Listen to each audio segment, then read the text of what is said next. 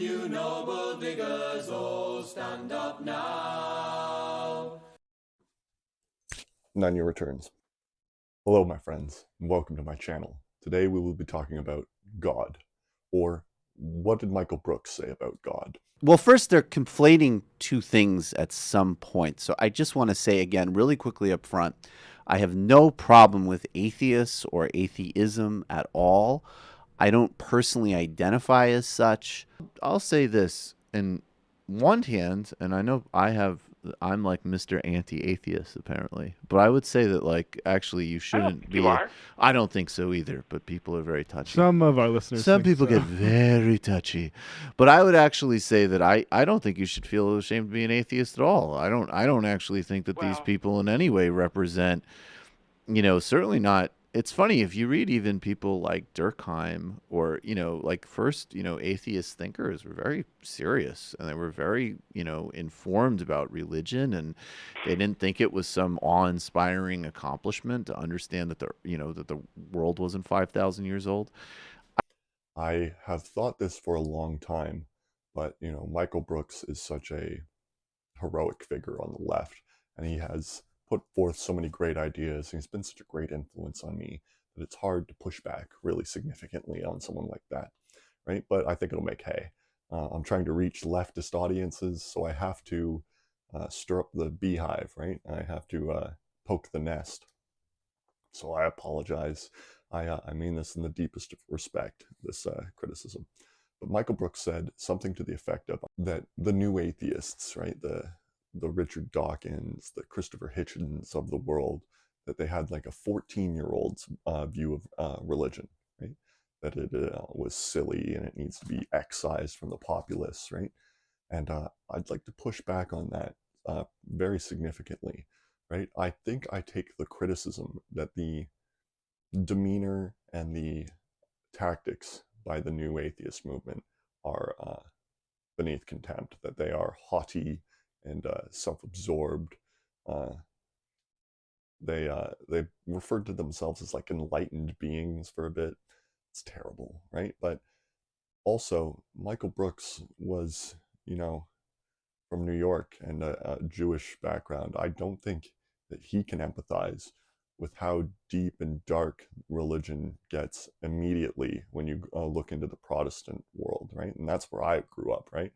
And all I know is that all of Protestantism is an unorganized crime syndicate, right? A bunch of feral lying rats in a cage, clawing and biting each other to see who can lie most vociferously to the greatest number of fools who are the most desperate, right? I think religion must be excised from humanity, if I'm honest, right? But I'm not going to push it, right? I'm not going to push atheism in schools, right? I just think that the government should put its thumb on the scales every now and then, so as government policy is that rationality rules and not faith, right? I don't think there should be anyone in high office who believes in God openly. I don't believe anybody should serve in some kind of executive role, police, uh, students, teachers, principals. I mean, of course, basically no one should arise to executive authority if they have public faith in something higher than the state, right? Your duty is to the state, not to God. So I don't believe that it is beneficial, right? And even though I see the benefits that he was aiming towards, and I'll get to those at the end, I think that honesty is the highest principle of the Vanguard Party, right? And so that I can't lie to people and be like, oh, I don't begrudge you your faith. And I won't begrudge them in their day-to-day, right? But so what I'm going to do is I'm going to talk about the arguments for God, right? I'm going to say, like, he doesn't exist, right? It's not about your personal relationship with God. And, if that is the evidence, which I think is the evidence that Michael Brooks relies on, right? This deeper emotional connection, I think that the rational mind must respond that it is always more likely that you're schizophrenic or insane than that God is actually speaking to you, right? And again, here's another argument that I love, that I believe that if an all-knowing and all-loving God, all-powerful, was to reach down and touch your mind, that he would imply, at the very least, that that was a secret for you, right? That it would be between you two. And so, no, I rejected a hand emotional arguments, but we'll do the rational arguments. Right? Um, there are three classical arguments for God: the Kalam cosmological, the ontological argument, and the teleological argument. Kalam's cosmological argument goes like this, right? All things have a cause, right? Causes go back to the beginning of time, right? The Big Bang. Even the Big Bang has a cause. That cause is God, right? Cause and effect must go on till the first cause, and they call that cause God, right? Um, there are three problems with this, right? One, it doesn't prove anything, right? That about God, right? It just says that there is a cause, right? And so why can't the Big Bang be God, right? Second, it's actually not true, right? There are only causality observable in time, and before the Big Bang, there would be no time. And so causality is actually different. Physicists could explain it better than I can, but causation doesn't matter within the Big Bang. But even within the observable universe, right, at the quantum level, causality is also not intrinsically there, right? Things jump through permeable and semi-permeable membranes. They jump through space and time. They don't observe causality like that, right? They are predictable, right? Perhaps they have forces on them that we don't understand yet, but as of right now, there is no such thing as causality at the quantum level, right? But even if that argument fails with scientific research, that there are mechanisms are figured out, that causality cannot exist before time, right? Before space and time. The ontological argument is that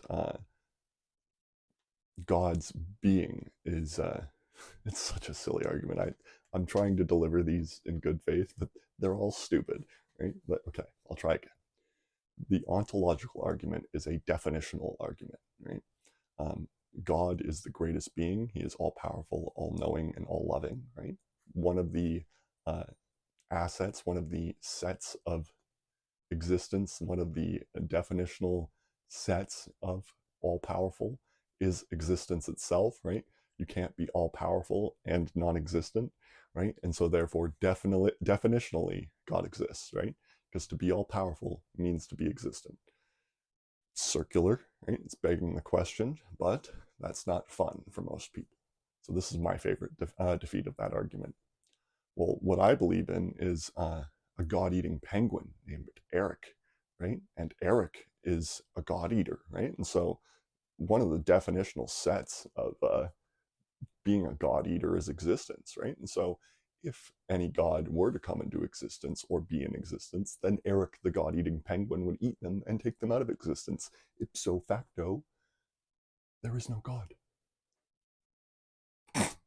And finally, we have the teleological argument, right? This one's my favorite because it's the most advanced, right? It's the hardest to dispatch, right? But the argument goes something like this. Imagine you were walking down a beach, right? And you found a watch, right? How would you know that that watch was designed, right? You would look at it, you would see it is intricate, you would see that obviously an intelligence created this, right? That there's no way that the natural world put this together, right? And so you assume intelligence, right? And when you look at the natural beauty of the world, that it is much like this watch, and that obviously some intelligence had its hand behind it, right? This argument is fun, right? Because what they're doing is comparing the synthetic to the natural to say that you can see that this is synthetic, right? And then they looked by comparing it to the natural, but then they call the natural synthetic, right? It is playing with words in a dishonest manner, right? So what you're really doing, and I think I'm stealing this quote from Matt Dillahunty, who is the person who liberated me from religion, right? When I was 17, 16, um, who is a Texas atheist who has a YouTube channel. But anyways, he explains the argument like this. Have a million examples of watches being designed and none of them occurring naturally. And the occurring naturally is the key element. Humans occur naturally. Animals occur naturally. Rocks occur naturally. Buildings and watches don't. Now, some people have lodged certain objections to that, but I'd like to say that if you draw your analogy, your watchmaker analogy out to its logical conclusion, that there is a God and he created the universe and everything in it. Then in reality, he also created the grains of sand on that beach, and therefore you are walking along a beach full of watches next to an ocean full of watches and a stream and a tree made of watches, and you're reaching down and picking up one watch and saying, this watch is so vastly different from the millions and trillions of other watches that are surrounding me that it is therefore proof of a designer. It is that you could come upon this watch and not remark upon it at all, right? It would be unremarkable to you, right? Because everything is designed. How is it different than nature, right? How could you even see that there is design there if everything looks like that? It just doesn't make any sense. So that's no God in the ideal, right? That there's no God. To use some sophisticated terms, there's no deism God, right? And that means there's no creator God, some mystical God that the founding fathers believed in that only started the mechanisms of the universe, right? But that's not what most people believe in. They believe in a theistic God, right? They believe in a personal savior God, right? And that definitely doesn't exist, right? Dr. Richard Carrier is the person I follow on this. I'm going to talk about Jesus, right? But before we talk about Jesus, I'm going to talk about Moses, right? Before the 1970s, all academics thought Moses was a real person, right? Existed, that the exodus from Egypt really happened, right? Now, not even the Israeli academics believe that. There is no evidence, right? It is a completely fabricated story. It is from the time of the captivity in Babylonia, right? When the Israelis were captured, they made up a story about how they'd been through it before, right? And academics believed it up until the 1970s, right? And that's just Moses, right? Imagine he was the son of God, right? Jesus doesn't exist, right? He never existed. I don't believe it. I see no evidence for it. How Dr. Richard Carrier explains this is he uses Bayes' theorem, right? Which is a theorem which allows you to calculate probabilities, right? And so what it does is it sets up a lower probability and an upper probability, right? The highest probability and the lowest probability. And you use parameters throughout. It's mostly guessing, right? But it is so much more accurate than anything else we have right now. It is famously used to prove Alexander the Great exists, right? And also that argument is usually a one that theological devotees will believe, right? That the argument goes something like this, that Jesus has just as much evidence for his existence as Alexander the Great, right? Laughable, absolutely laughable, right? Were there coins of Jesus from the time of his life with his face on them? Were there, in 3 different languages and in 3 spaces separated by thousands of kilometers, contemporary accounts of him, right? The first account of Jesus, right, Matthew, Mark, Luke, and John, come out 70 years after Jesus' birth, right? Jesus dies 35 AD, apparently. And the first gospel doesn't appear until 35 years after that, right? And the last gospel may be as late as 120 AD, right? The myths that could appear in that time, right? Like a cargo cult, Dr. Richard Carrier says, you just can't believe any of it, right? That there could have been 1,000 Jesuses. Jesus is Joshua in their language, right? at least 1 in 12 people were named Yeshua at the time, right? And there were many, many rebels crucified by the Romans at that time. There may have been 1,000 Yeshuas crucified by the Romans at that time, right? It just didn't happen, right? And there's no account anywhere, right, of the sun being blotted out or stopped in the sky, whatever Jesus did, or the dead rising from the grave in Jerusalem. None of these things have any accounts but the gospel, right? So what Dr. Richard Carrier leaves it at is there's, at the high end, a 1 in 36 chance of Jesus existing, and at the low end, a 1 in 36 million chance, right? Just isn't, it's somewhere in there, right? That's beyond my ability to believe, right? If I get to the pearly gates and I'm asked why I had no faith, I'll shrug my shoulders and say, not enough evidence, my lord, right? Why are you not a Christian? Because I see no evidence whatever for any of the Christian dogmas. I've examined all the stock arguments in favor of the existence of God, and none of them seem to me to be logically valid. Well, you were brought up, of course, as a Christian. When did you first decide that you did not want to remain a believer in the Christian ethic? I never decided that I didn't want to remain a believer. Between the ages of 15 and 18, I spent almost all my spare time thinking about Christian dogmas and trying to find out whether there was any reason to believe them. And by the time I was 18, I discarded the last of them. I can never remember the philosopher who said that. He's a British philosopher from the 20s. His name just will not stick in my mind. So that's the Western Christian God, though, right? And what Michael Brooks was aiming at was an internationalism, right? What he really wanted to do was reach out to Muslims and Hindus, right? And try and find some common ground, right? It would be better to define ourselves by what we do believe in rather than what we don't, which is why I like the term secular humanist. It just feels a little more positive to me. I'm totally with you. I actually think, in fact, that you would find people who are more left and progressive who might have religious beliefs, but actually identify as secular humanists with regards to what actually matters, like having a secular public square and not having a state religion and teaching science. And he believed that by mocking their religions, that you couldn't make any progress, right? I think that this strategy is too clever by half, right? That you can't make any progress in communion with people by lying to them, right?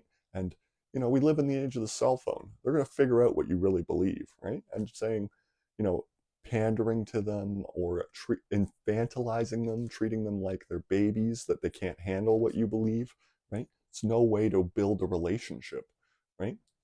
I don't think you should begrudge your international brothers their beliefs. You should say that what your beliefs are, though, right? And you should have the integrity and the bravery to reach out with a firm handshake that you believe in. And also, finally, I believe that this is existentially required by the Vanguard Party, right? I worked in an industrial place, in a factory for a while, and one of my friends there was a young man, a Hindu, an Indian, and he was adamant that the limestone shoals between southern India and Sri Lanka, what they call the Ram Setu, right? In English they call Adam's Bridge, right? A connecting shallows between India and Sri Lanka, right? He believed they really were formed by their god, by Lord Rama, right? One of their gods, sorry. No polytheistic hatred here. But that's irrational, right? He was angry when I mocked him about it, right? I said, come on, or something like that, right? I couldn't believe it, right? You can't build a civilization to the stars with people like that, right? You can command them, you can rule over them, right? And they can cling to their faith for as long as they stay impoverished while you try to liberate them from those material conditions, right? And I bet religiosity will drop by orders of magnitude, right? As it has in the West. There could be an 80% drop in religiosity if everyone is fed and educated for a generation. But you can't command it. You can't say, get rid of it, right? But also, I have to keep true to my ideals. I want a future that reaches the stars, right? I want my politics to end in this.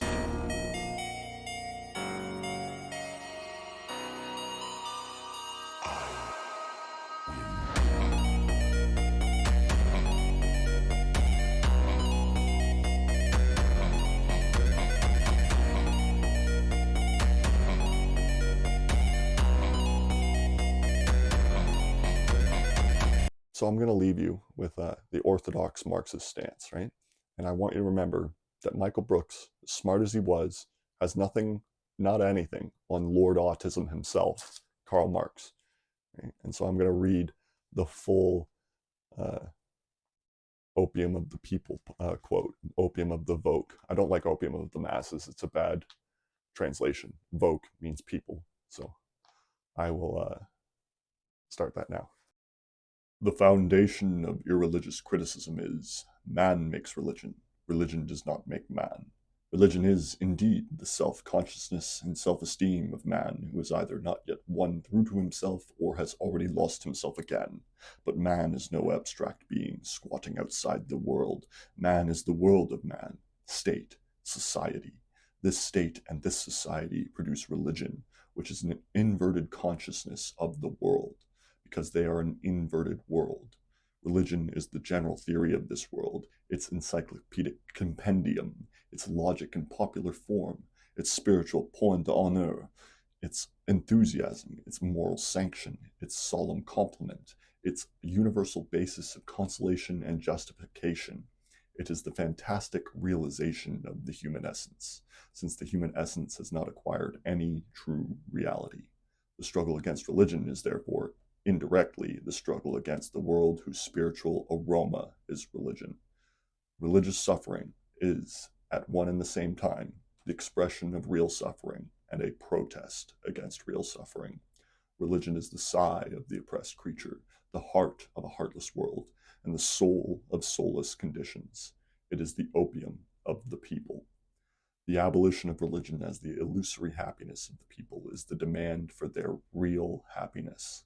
To call on them to give up their illusions about their condition is to call on them to give up a condition that requires illusions. The criticism of religion is, therefore, in embryo, the criticism of that veil of tears of which religion is the halo. Hello, you've made it to the end of the video. Thank you.